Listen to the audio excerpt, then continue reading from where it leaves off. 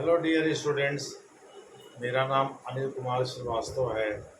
जैसा कि रूसी विदेश मंत्री कह रहे हैं, लावरोव साहब, सरगेई लावरोव साहब, कि पश्चिमी देश ये नहीं चाहते कि भाई भारत और चीन के बीच कभी संबंध मधुर हो, क्योंकि वो दोनों को लड़ाना भिड़ाना चाहते हैं। इसलिए वो रणनीति के हर तरह का दांव पेच खेलते रहते हैं। दूसरे शब्दों में, रूसी विदेश मंत्री लावरोव साहब चीन और भारत के बीच दोस्ती कराना चाहते हैं और रिक बनाना चाहते हैं, यानी रशिया, इंडिया और चाइना का एक गुट बनाना चाहते हैं, ताकि पश्चिमी देशों के का मुकाबला किया जा सके। लेकिन क्या ये गुट बन पाएगा? एक तो भारत कभी चीन पर भरोसा नहीं करेगा, क्योंकि चीन पास्ट में बहुत बार जो है धोखा दे चुका है। जैसे 1996 का उसने समझौते का घोर विरोध किया। इसी प्रकार से ब्रह्मपुत्र नदी के बेसिन में कितना पानी है, इसको लेकर के कोई अंतर्राष्ट्रीय संधि तो है नहीं। कई बार वो पानी छोड़ करके भारत में बाढ़ लाता रहा है, अतीत में भी। और वो कई साल डेटा शेयर भी नहीं करता है भारत के साथ। दूसरी बात, 1962 में जब चीन के हाथ में पराजित हुआ था, तो 1967 में भारत ने चीन को उसका मुंहतोड़ जवाब दिया था। चीन के करीब 500 सैनिक मारे गए थे। उसके बाद जो है चीन शांत रहा, खामोश रहा। फिर 70 के दशक में इंदिरा गांधी ने तय किया कि वो चीन की यात्रा पर नहीं जाएंगी।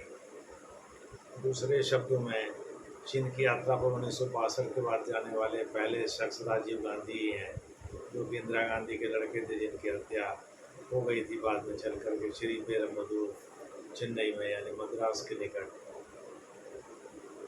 तमिलनाडु में आप कह सकते हैं।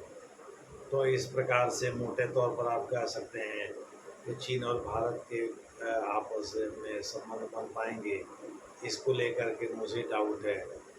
और उसी जो विदेश मंत्री सरगेई लावरोव पश्चिमी देशों को अलग करने के लिए जो भारत और चीन के बीच समझौता कराना चाहते हैं, वह संभव है। चूँकि सीमा पर जो पाकिस्तान के हित हैं, उसी तरह से चीन के भी हित हैं। तभी तो चीन ने, जो काफ़ी दिनों तक खामोश रहा, वह जब धारा 370 हटा, तो उसने लद्दाख को जब अलग किया भारत ने और एक यूनियन टेरिटरी बनाया, तो उसने अपनी आंतरिक, भारत के आंतरिक मामलों में दखल देते हुए पहली बार अपनी प्रतिक्रिया व्यक्त किया। दूसरे शब्दों में, चीन इसके पहले हू जिनताओ के समय तक तो खामोश रहा, लेकिन शी जिनपिंग अलग सोचते हैं। उसके बाद गलवान घाटी घटना घटी जून 1920 में घटी थी, कोरोना काल के दौरान। उस दौरान जो है चीन ने एक तरफ तो पूर्व कहा जाता है, चीन के वुहान लैब से ही आर्टिफिशियल तरीके से कोरोना का विस्तार हुआ था। और फिर उसके बाद से उसने गलवान घाटी घटना घटाई। उसके बाद भारत और चीन के संबंधों के बीच तल्खी आ गई, रिलेशन खराब हो गए। तो मुझे लगता नहीं है कि चीन इस तरह की हरकत करेगा। चीन वैसे भी अभी ऑपरेशन सिंदूर के दौरान पाकिस्तान को लगातार अपने इंस्ट्रूमेंट उपलब्ध कराता रहा।